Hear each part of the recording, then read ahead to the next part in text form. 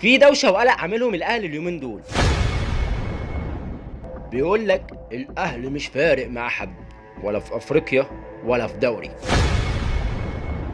وحش احمر بياكل الاخضر واليابس. في ناس بترجح النجاح ده لكتيبة الاعدام اللي موجودة دلوقتي، وناس تانية بترجح النجاح لمارسيل كولر، وناس تانية بترجح النجاح لروح الفانيلا الحمراء. واكيد ورا الفانيلا دي قصة ضروري جدا تتحكي.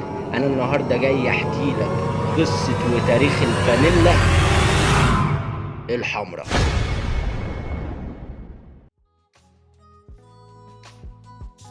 تعالى بقى اخدك في رحلة عبر الزمن ونرجع لايام الابيض والاسود، وخاصة في 1911 لما اختار الاهلي اول تيشيرت يلعب بيه لقاءاته الرسمية. والتيشيرت ده ما كانش بالاحمر، ولا كان فيه روح الفانيلا الحمراء بقى، ولا كل الكلام اللي احنا بنتكلم فيه من الصبح. ده كان مخطط بالابيض والاحمر والشيرت الاسود عادي. التيشيرت الاحتياطي كان لونه ابيض في ابيض، وكان فيه شكل رقم 7 كده باللون الاسود.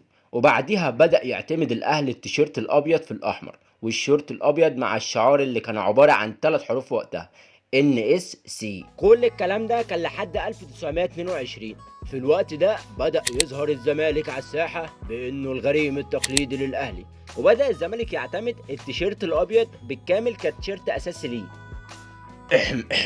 لو ما اتفرجتش على حلقة تيشيرت الزمالك فانت فايتك تفاصيل ومفاجآت أكيد ما كنتش تعرف عنها حاجة. روح اتفرج، هيعجبك إن شاء الله.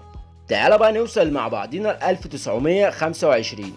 بدأ الزمالك في الوقت ده يستمر على اللون الأبيض كلون مختص بيه، فبدأ الأهلي يغير من ألوانه. فتلاقي موسم بقى اللي بيلبس أخضر، الموسم اللي بعده بيلبس أزرق، الموسم اللي بعده ولا مؤاخذة بيلبس أسود.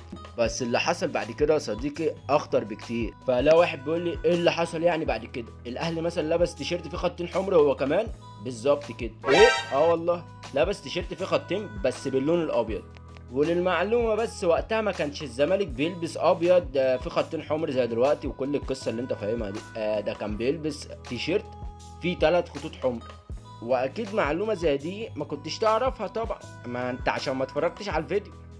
المهم بقى في اوائل الاربعينات بدأ الاهلي يتخلى عن الخطين اللي في التيشيرت ويعتمد على التيشيرت الاحمر بالكامل والشورت الابيض حتى 1950. ايه بقى اللي حصل في 1950؟ قال لك بص بقى يا سيدي، اللي حصل في 1950 ان الاهلي اعتمد اول شعار رسمي ليه اللي هو ده، وفضل مكمل معاه لحد 2008 لما قرر الاهلي تغيير الشعار بتاعه بالشكل المعروف حاليا.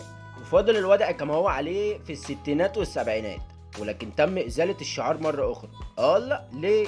قال لك والله مش عارفين، بس هو مش عاجبنا ومبوظ شكل التيشيرت.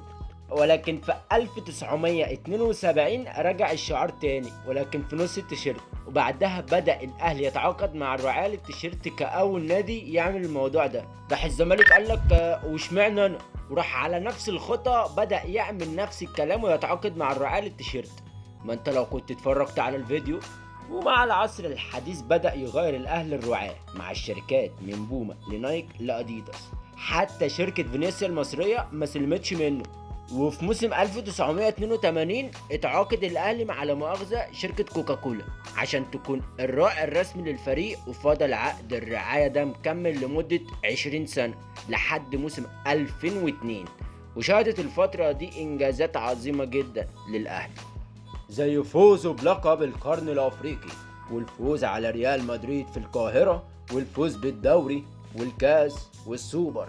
وفي موسم 2004 اتعاقد الاهلي مع شركة فودافون كعقد طويل الامد استمر لحد 8 سنين من 2004 لحد 2012. والفترة دي شهدت تيشيرتات مميزة جدا قدمتها الشركات الراعية للنادي الاهلي. فعندك مثلا في 2005 شركة بوما قدمت تصميم بيحبه كل اهلاوي وبيفكرهم بفاول ابو تريكة والجوانتي الاسود والتلج المتساقط. ومحدش يقدر ينسى جول ابو تريكة في الصفاقسي في اخر دقيقة عشان الاهلي يتوج ببطولة افريقيا. وجات بوما في 2006 وصممت تيشيرت مخصوص عشان الاهلي يلعب بيه في المونديال، وكان مميز جدا بانه احمر بالكامل مع الشورت الاسود. وشهد الاهلي انجاز فريد من نوعه انه حصل على المركز الثالث والفوز بالميداليه البرونزيه. الناس في الاهلي عجبهم التيشيرت جدا وحسوا ان وشه حلو عليهم.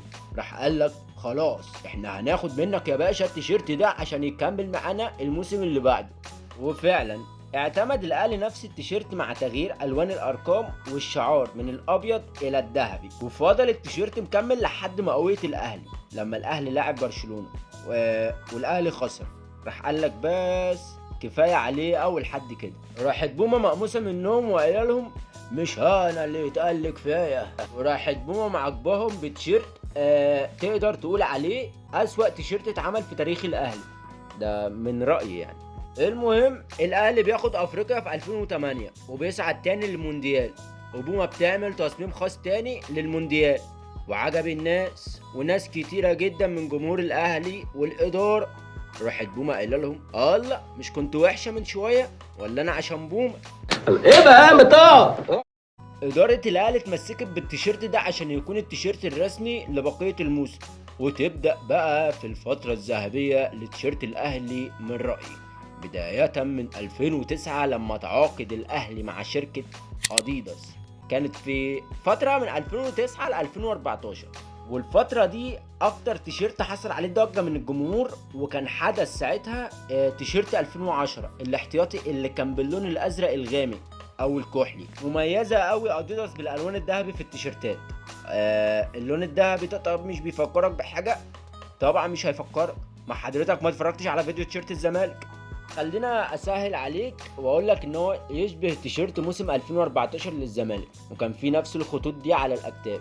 وما تنساش تيشيرت موسم 2013 اللي كان مخطط ما بين لونين، الاحمر والنبيتي او الاحمر الغامق.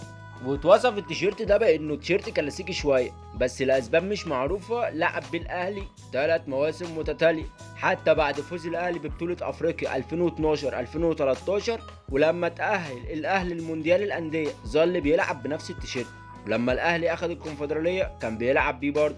تحس ان التيشيرت عنده بطولات اكتر من لعيب. المهم في 2015 بقى تعاقد الاهلي مع سبورت السعوديه، واللي قدمت اسوأ تيشيرتات ممكن تشوفها للنادي الاهلي، وفضلت مكمله من موسم 2015 لحد موسم 2019، وظهرت الحقبه دي بتصاميم سيئه جدا. وفي موسم 2019 اتعاقد من الاهلي مع شركه امبرو البريطانيه اللي قدمت تصاميم مش بطاله وخصوصا للتيشيرت الاحتياطي، وظلت تتوالى المواسم. واظن انت عارف اللي حصل بعد كده، وروح الفانيلا الحمراء ظلت ثابته. وبس كده يا معلم. لو وصلت لحد هنا من الفيديو فانت راجل محترم. قبل ما تخرج بقى اعمل لايك للفيديو وسبسكرايب، ولو لأول مرة تشوفني خد لك لفة في الفيديوهات القديمة هتعجبك. يلا مع السلامة.